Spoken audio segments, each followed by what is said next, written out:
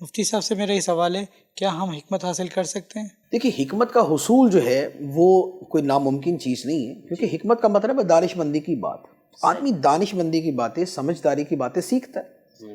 ایک آدمی جب بچہ ہوتا ہے تو بچے کا ذہن جو ہے بچگانا ہوتا ہے، بڑا ہوتا ہے تو اسے کچھ سمجھ آتی ہے، اور بڑا ہوتا ہے مزید سمجھ آتی ہے۔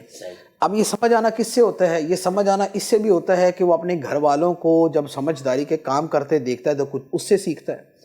وہ اسکول جاتا ہے، مدرسے جاتا ہے، مسجد جاتا ہے، کچھ باتیں وہ وہاں سے سیکھتا ہے۔ اس کے ساتھ پھر کچھ اس کی زندگی کے تجربات ہوتے ہیں، اپنے زندگی کے تجربات سے سیکھتا ہے کہ بھائی یہ کرنا یہ نہیں کرنا۔ پھر اس کے ساتھ بہت سی چیزوں کا وہ مشاہدہ کرتا ہے، ان کا مشاہدہ کرنے کے بعد وہ سیکھتا ہے کہ ہاں بھئی یعنی کہ یہ چیز ہے کرنے کی اور یہ چیز ہے بچنے کی۔ تو یوں سمجھ جو ہے وہ انسان کی زندگی کے ساتھ ساتھ جو ہے وہ بڑھتی جاتی ہے، اور اسی کا نام حکمت ہے، اسی کا نام سمجھداری ہے۔ بعض اوقات یہ بھی ہوتا ہے کہ اگر انسان کسی چیز پہ ذرا زیادہ توجہ کرے تو اس کا حصول اتنا اس کے لیے آسان ہو جاتا ہے۔ یہ ہماری زندگی میں ہر شعبے کے اندر ہی ہے کہ مثلا مجھے جس چیز کا شوق ہوگا اور جس پر میں زیادہ توجہ دوں گا وہ مجھے دوسروں کی بنسبت زیادہ حاصل ہو جائے گی۔ ہو سکتا ہے کہ 10 آدمی ایک ہی کام شروع کریں، لیکن اس میں سے ایک آدمی کی توجہ اس میں زیادہ سے زیادہ سیکھنے کی ہوگی تو وہ زیادہ سیکھ لے گا۔ بقیہ نارملی جا رہے ہیں اور جا کے کام کر آگے واپس آ جاتے ہیں، وہ اس طرح نہیں سیکھ پائیں گے۔ اچھا، پھر حکمت میں 2 چیزیں ہو جاتی ہیں، ایک ہے حکمت دینیہ، ایک ہے حکمت دنیاویہ۔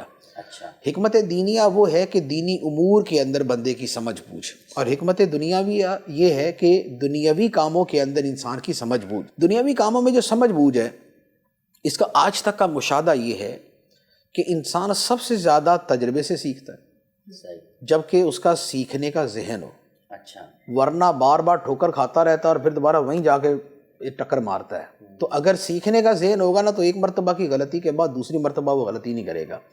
اچھا، اسی طریقے سے آدمی سمجھداروں کے پاس بیٹھ کر سیکھتا ہے، اور پچھلے زمانے میں تو ہوتا ہی یہ تھا کہ لوگ اس پہ خوش ہوتے تھے کہ ان کے بچے بوڑھوں کے پاس جا کے بیٹھے، کہ بوڑھے جو ہے وہ دانش مندی کی سمجھداری کی باتیں کریں گے تو ہمارا بچہ جو ہے ان سے کوئی عقل کی بات سیکھ کے آئے گا۔ آج کے زمانے میں چونکہ وہ جنریشن گیپ کا ایک لفظ اتنا کامن ہو گیا ہے کہ بھائی عمر کے فرق کی وجہ سے جو ہے نا بوڑھا بھلے جتنا مرضی سمجھداروں کے ساتھ نہیں بیٹھنا، تو اس کا نتیجہ یہ ہے کہ پھر سیکھنے کے لیے رہ گیا سوشل میڈیا، اور سوشل میڈیا کی جو حکمت ہے وہ آپ جانتے ہی ہیں کہ وہاں کی دنیا کیا ہے، پھر بندہ وہی والی چیزیں سیکھتا ہے۔ تو طریقہ یہ ہے کہ انسان جو ہے سمجھداروں کی بات سنے، اس میں غور کرے، خود چیزوں کے اوپر غور کرنا سیکھے۔ اچھا، اسی طرح کتابیں جو ہے وہ حکمت سکھانے کے لیے بہت اہم چیزیں ہیں۔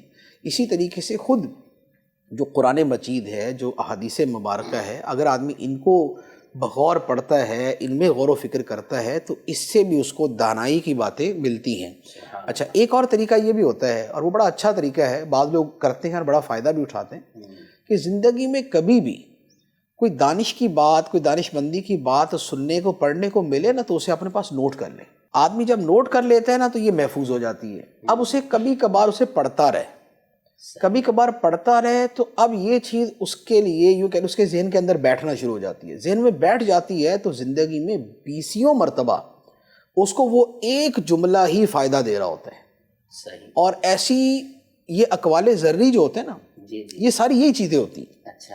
اقوال ذری کی اکثریت جو ہے نا وہ وہی ہے کہ لوگوں کی زندگیوں کے تجربات کا نچوڑ جو ہے وہ بیان کیا گیا ہے۔ اور اس طرح کی چیزیں، ایک جملہ ہوتا ہے اینٹی ڈاٹ، یعنی لفظ ہے اینٹی ڈاٹ۔ اینٹی ڈاٹ کہتے ہیں جیسے کسی کو سانپ کاٹ لے نا تو اس کے اوپر وہ تریاگ لگاتے ہیں زہر ختم کرنے کے لیے، اس کو اینٹی ڈاٹ بولتے ہیں۔ بہت مرتبہ اس طرح کی جو دانش مندی کی باتیں ہوتی ہیں نا، یہ انسان کے لیے اینٹی ڈاٹ کا کام دیتی ہیں، کہ یعنی انسان جب کسی وقت کسی پریشانی میں ڈوبا ہوا ہے تو اس کا کوئی ایسا جملہ جو اس نے محفوظ کیا ہے وہ اسے اس وقت کام آئے گا۔ جیسے ایک بندہ جو ہے وہ بڑی جلدی پریشان ہو جاتا ہے اور اس کی خواہش یہ ہے کہ یار مجھے کبھی پریشانی نہ آئے، تو اسے اب کوئی بندہ یہ بول دے کہ بھائی جب تک زندہ ہو نا پریشانی نہیں آنا ہی ہے، ٹھیک ہے نا، یہ پریشانیوں کا خاتمہ بندے کے خاتمے کے ساتھ ہی ہوتا ہے، ورنہ جب تک زندہ ہے پریشانی آنی ہے۔ اور دنیا میں کوئی بندہ ایسا نہیں ہے جسے کوئی پریشانی نہ ہو، ایسا دنیا میں کوئی نہیں ہے۔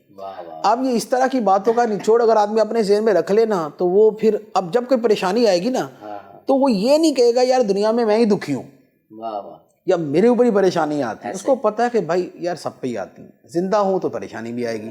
تو یوں اس طرح کے چھوٹے سے جملے جو ہے وہ اسے یوں کہہ لے کہ بہت سی چیزوں سے, بہت سی تکالیف سے نجات دے دیتے ہیں.